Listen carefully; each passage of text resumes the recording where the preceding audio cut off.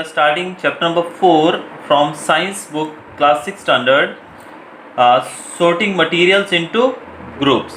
Sorting materials into groups. When you look around, you see a large number of things like desk, chair, blackboards, doors, fans, water bottles and pencil boxes.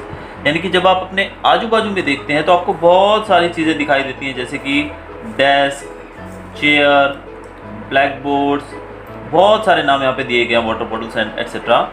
Eight home also you find many things like toys. घर की बात करें तो घर पे भी हमें toys, mobiles, clothes, shoes, computers and so on, बहुत सारी चीज़ें मिलती हैं. ये all this things are object. इन सब चीज़ों को हम क्या बोलते हैं? We call them objects. इनको हम ऑब्जेक्ट्स कहते हैं. अब ऑब्जेक्ट की डेफिनेशन क्या रखेंगे हम लोग?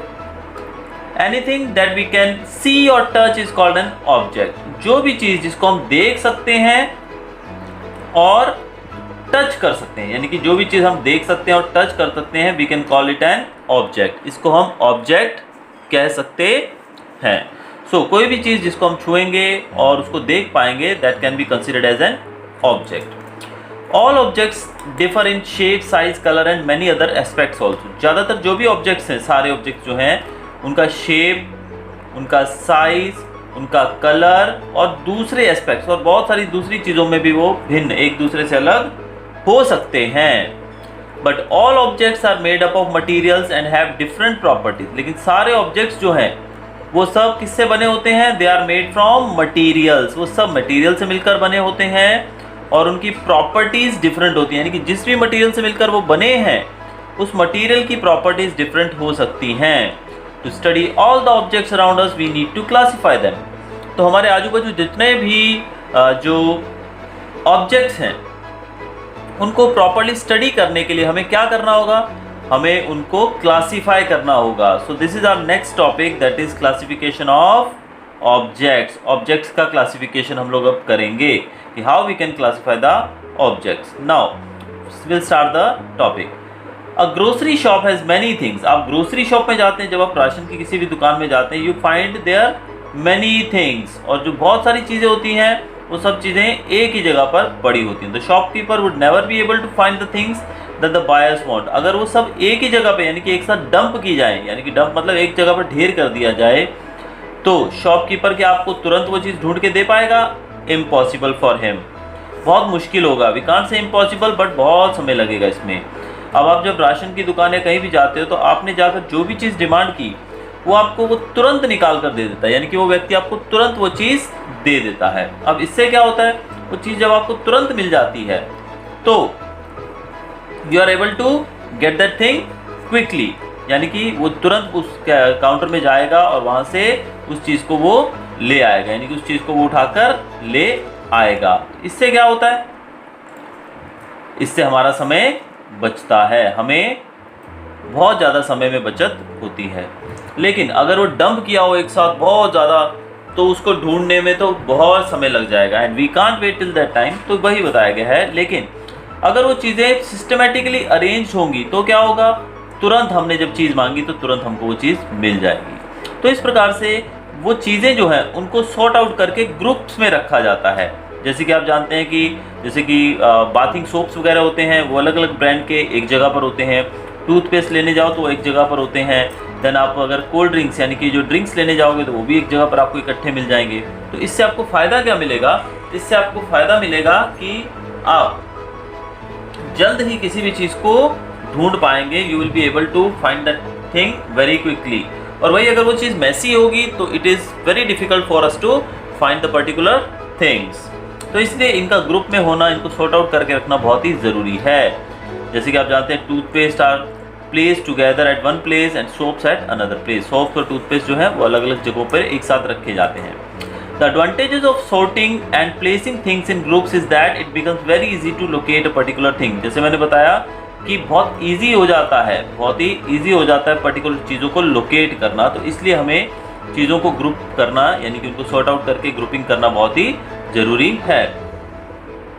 Grouping different objects on the basis of certain similarities and dissimilar. अब ग्रुपिंग कैसे की जाती है? यानी कि उनकी जो ग्रुपिंग होती है वो कैसे की जाए? उनको जो ग्रुप किया जाता है, उनकी जो ग्रुपिंग की जाती है, वो की जाती है किसके बेसिस पे? वो रहती है कुछ सिमिलैरिटीज़ और कुछ डिससिमिलैरिटीज़ के बेसिस पे। सिमिलैरिटीज़ मतलब ऐसी समानताएं, और डिससिमिलैरिटीज़ मतलब कुछ उनके अंदर जो भेद होते हैं उनके हिसाब से उसको क्लासिफाई किया जाता है। जैसे कि आप नीचे बॉक्स में देख रहे हैं, यहाँ पर फ्रूट्स, अगर आपको फ्रूट्स हैं तो सारे फ्रूट्स को आप इस कॉलम में लिख सकते हैं नीचे, और वेजिटेबल्स हैं तो आप इस कॉलम में डाल सकते हैं, स्पाइसेस को अलग कॉलम में डाल सकते हैं, सीरियल्स को अलग कॉलम में डाल सकते हैं। तो इस प्रकार से आप आसानी से चीज़ों को बाइफरकेट कर सकते हैं, डिवाइड कर सकते हैं। अब हम आगे पढ़ेंगे इंपॉर्टेंस ऑफ क्लासिफिकेशन के बारे में कि क्लासिफिकेशन का इंपॉर्टेंस क्या है, क्लासिफिकेशन से क्या क्या फ़ायदे हमको मिलते हैं। इससे सिस्टमेटिक स्टडी हो सकती है ऑब्जेक्ट, यानी कि जो भी ऑब्जेक्ट के बारे में हम जानना चाहते हैं उसकी सिस्टमेटिक स्टडी हो सकती है। दूसरा, इससे उस ऑब्जेक्ट को आइडेंटिफाई किया जा सकता है और उसको लोकेट किया जा सकता है कि वो कहाँ पर है, उसको देखकर, ढूंढकर, उसको पहचान कर उसको आसानी से ढूंढा जा सकता है। तीसरा, it helps to study the properties of objects of one category and also observe any pattern of these properties, यानी कि आप किसी भी ऑब्जेक्ट को, यानी कि एक ही कैटेगरी के ऑब्जेक्ट को आप फाइंड आउट कर सकते हैं, उसको स्टडी कर सकते हैं, ऑब्जर्व कर सकते हैं, उसकी प्रॉपर्टीज को भी आप ऑब्जर्व कर सकते हो। चौथा है यहाँ पर, it helps us to know that how the members of a group differ from those of other group, यानी कि एक ग्रुप के मेंबर्स जो हैं वो दूसरे से अलग कैसे हैं, डिफरेंट फ्रॉम अदर ग्रुप। यानी कि अगर हम बात करें टूथपेस्ट की, तो टूथपेस्ट जो है वो अलग हैं सारे, और अगर हम बात करें सोप्स की, साबुनों की, तो वो अलग काम करते हैं। टूथपेस्ट दांत को साफ करने का काम करता है, और जो साबुन है वो हमें नहाने में, पूरी बॉडी पे हम उसको लगा के नहाते हैं। तो यानी कि दोनों का जो काम है वो अलग अलग है। तो इनको हम इस प्रकार से बाइफरकेट कर सकते हैं कि अलग अलग प्रॉपर्टीज के द्वारा। अगला हमारा टॉपिक है मटीरियल्स। अ सब्सटेंस और a thing which is used in making different objects is called a material, यानी कि अलग अलग ऑब्जेक्ट्स जो बनाए जाते हैं, जिस सब्सटेंस से वो बनाए जाते हैं उसको हम कहते हैं materials. The objects are made of one or more materials also, यानी कि ऑब्जेक्ट्स जो है एक या एक से ज़्यादा तरह के मटीरियल से भी बन सकते हैं। फॉर एग्जाम्पल, चेयर जो है वो वुड से बनती है, उसको लकड़ी से बनाया जाता है। एक स्पून जो है, चम्मच जो है, उसको स्टील से बनाया जाता है, यानी कि वो it is a mixture of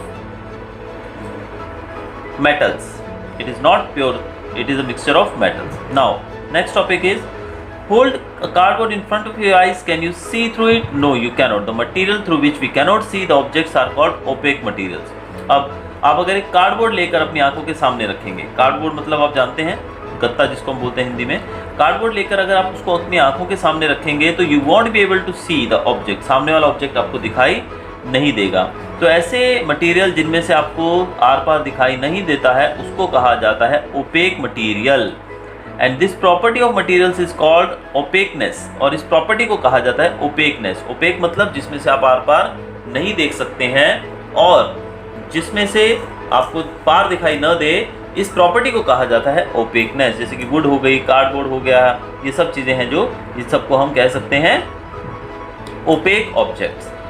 Hold a butter paper in front of your eyes, you can see partially through it. The material through which we can see the objects partially are called translucent material. अब आप butter paper एक लेते हो, butter paper आपने देखा ही होगा, नहीं देखा है तो you can ask from your mom also. तो बटर पेपर अगर आप यूज़ करेंगे तो उसमें से आप पूरा नहीं देख पाएंगे पार, बट पार्शली, आधा आपको पार दिखेगा, यानी कंप्लीटली नहीं देख पाएंगे बट पार्शली देख पाएंगे। तो ऐसे ऑब्जेक्ट्स जिसमें से हम पार्शली देख पाते हैं, यानी कि कंप्लीटली नहीं, पार्शली देख पाते हैं, इनको हम कहते हैं ट्रांसलूसेंट मटेरियल्स। और किसी भी मटेरियल की ये प्रॉपर्टी जो उसको जिसमें से हम पूरे तरह से नहीं देख पाते, पार्शली देख पाते हैं, इस प्रॉपर्टी को कहा जाता है ट्रांसलूसेंसी। इसको कहते हैं ट्रांसलूसेंसी। एग्जांपल्स इसके हैं grounded glass, frosted glass and tissue paper etcetera. आप जानते हैं कुछ कांच खिड़कियों के ऐसे आते हैं जिसमें से आप पूरी तरीके से पार नहीं देख पाते, तो इनको हम कह सकते हैं translucent materials. Materials are generally of two types. ज़्यादातर जो मटेरियल्स रहते हैं वो दो तरह के रहते हैं, एक होता है नेचुरल और एक होते हैं मैन मेड। नेचुरल और मैन मेड, ये दो तरह के मटेरियल्स होते हैं। The materials which are obtained from nature, जो नेचर से हमको मिलते हैं directly, they are called the natural materials. और where the materials which do not occur in nature, और जो नेचर में नहीं मिलते हैं, यानी कि हमें डायरेक्टली नेचर से नहीं मिलते हैं, लेकिन उनको ह्यूमंस यानी कि हम लोग बनाते हैं। कहाँ बनाते हैं? फैक्ट्रीज के अंदर, बाय कंबाइनिंग 2 और मोर मटेरियल्स, यानी कि 2 या 2 से ज़्यादा मटेरियल्स को मिलाकर ऐसे मटेरियल्स हम बनाते हैं, ऐसे ऑब्जेक्ट्स बनाते हैं जो कि फैक्ट्रीज में बनते हैं इंसानों के द्वारा, उनको कहा जाता है मैन मेड मटीरियल्स। तो नेचुरली अक्रिंग मटेरियल्स को हम नेचुरल मटेरियल्स कहते हैं, और जो ह्यूमंस यानी कि इंसान बनाते हैं in the factories, they are called man made materials. ऐसे बहुत सारे मटेरियल्स हमारे सामने हैं। An object made of different material, object जो है वो डिफरेंट मटेरियल से भी बनता है। The same object may be made of different material, यानी कि एक ही ऑब्जेक्ट जो है वो अलग अलग मटेरियल से भी बन सकता है। For example we use a plate in our daily life, a plate may be made of different material, plastic, glass, stainless steel, brass and silver also. यानी कि एक ही ऑब्जेक्ट को अलग अलग मटेरियल से भी बनाया जाता है। जैसे कि प्लेट की बात करें, जो आप खाना खाते हैं जिसमें वो प्लेट जो है आपको खाने वाली, वो प्लास्टिक की भी मिल सकती है, ग्लास की भी मिल सकती है, स्टेनलेस स्टील की भी मिल सकती है, और ब्रास की भी मिल सकती है, एवं सिल्वर का भी यूज किया। एक ही तरह का जो कोई भी एक ऑब्जेक्ट है उसको अलग अलग मटेरियल से भी बनाया जा सकता है। वैसे ही डिफरेंट टाइप्स ऑफ ऑब्जेक्ट्स, यानी कि अलग अलग तरह के ऑब्जेक्ट्स को भी सेम मटेरियल से बनाया जाता है, यानी कि एक ही मटेरियल का यूज होता है लेकिन ऑब्जेक्ट अलग अलग होते हैं। जैसे कि एग्जांपल के तौर पे हम देखें कि प्लास्टिक का यूज किया जाता है। देखिए टॉयज बनाने के लिए, यूटेंसिल्स भी बनते हैं प्लास्टिक से, बैग्स भी बनते हैं, मग्स, टम्बलर्स, बकेट्स एट्सेट्रा, बहुत सारी चीज़ें बनती हैं। किससे बनती हैं सब चीज़ें? प्लास्टिक से। तो यानी कि प्लास्टिक एक ही मटेरियल है और इससे बहुत सारे ऑब्जेक्ट्स बनाए जा सकते हैं। आगे हमारा टॉपिक है N object made up of combination of materials, यानी कि ऑब्जेक्ट जो है वो कॉम्बिनेशन ऑफ मटेरियल से भी बनता है, यानी कि एक ही ऑब्जेक्ट बनाने के लिए तरह तरह के मटेरियल्स का यूज भी किया जा सकता है। जैसे कि हम देखते हैं यहाँ पर, अब biscuit is an object, biscuit एक ऑब्जेक्ट है जो बनाया जाता है 4 मटेरियल, यानी कि ज्यादातर इसमें 4 मटेरियल्स का यूज होता है। जैसे कि बिस्किट बनाने के लिए व्हाइट फ्लोर, आटे का यूज होता है, फिर मैदा बोलते हैं जिसको, शुगर, देन मिल्क एंड वनस्पति घी, इन 4 चीजों को मिलाकर बनाया जाता है biscuit. So biscuit is an object which is made by combining 4 materials. So we conclude that an object may be made up of different material. तो हम कह सकते हैं कि एक ऑब्जेक्ट जो है वो अलग अलग मटेरियल से भी बन सकता है। दूसरा, different types of objects can be made up of same material, यानी कि अलग अलग ऑब्जेक्ट्स अगर हमको चाहिए तो वो भी सेम मटेरियल से बन सकते हैं, जैसे कि प्लास्टिक से बनने वाली बहुत सारी चीजें। और एक ऑब्जेक्ट जो है वो डिफरेंट मटेरियल से भी बन सकता है। नेक्स्ट हमारा टॉपिक है an object may be made up of combination of materials, यानी कि एक ही ऑब्जेक्ट को कॉम्बिनेशन ऑफ मटेरियल्स, यानी कि बहुत सारे मटेरियल्स को मिलाकर भी बनाया जा सकता है। To decide which material should be used for making a given object we need to study the properties of a different material. अब हमें ये फाइंड आउट करना है, डिसाइड करना है कि कौन से ऑब्जेक्ट को किस मटेरियल से बनाया जाए, तो इसके लिए हमें उस मटेरियल की प्रॉपर्टीज को स्टडी करना पड़ेगा। तो after studying the property only we can decide that which material should be used for making a given object. चलिए अब हम कुछ और जानेंगे मटेरियल्स के बारे में। जैसे कि हम जानते हैं कि यहाँ पर हम पढ़ेंगे मैटर के बारे में, ये भी आपको काफ़ी इंपॉर्टेंट टॉपिक है जो आपको आगे आने वाला है। तो मैटर, अब मैटर किसको कहते हैं? कोई भी चीज़ जो स्पेस रोकती है, यानी कि जो कि स्पेस लेती है और उसका मास होता है, यानी कि वो किसी चीज़ से बनी हो, यानी कि उसका कुछ वजन हो कह सकते हैं, उसको हम मैटर कह सकते हैं। इस यूनिवर्स के अंदर जो कुछ भी है हमारे आजू बाजू, वो सब चीज़ें मैटर से ही बनी हैं। But what is matter made up of? लेकिन मैटर किससे बना है भाई? अब हमने कहा कि हर एक चीज़ जो है वो मैटर से मिलकर बनी है, तो मैटर किस चीज़ से मिलकर बना है? Matter is made up of extremely small particles called atoms. Matter जो है वो छोटे छोटे पार्टिकल्स जिसको एटम्स कहा जाता है उससे मिलकर बना है। For example take a piece of copper, copper का थोड़ा टुकड़ा लो, फिर उसको आप तोड़ दो, आपको छोटे पैकेट्स मिलेंगे कॉपर के, छोटे छोटे पैकेट्स मिल जाएंगे कॉपर के।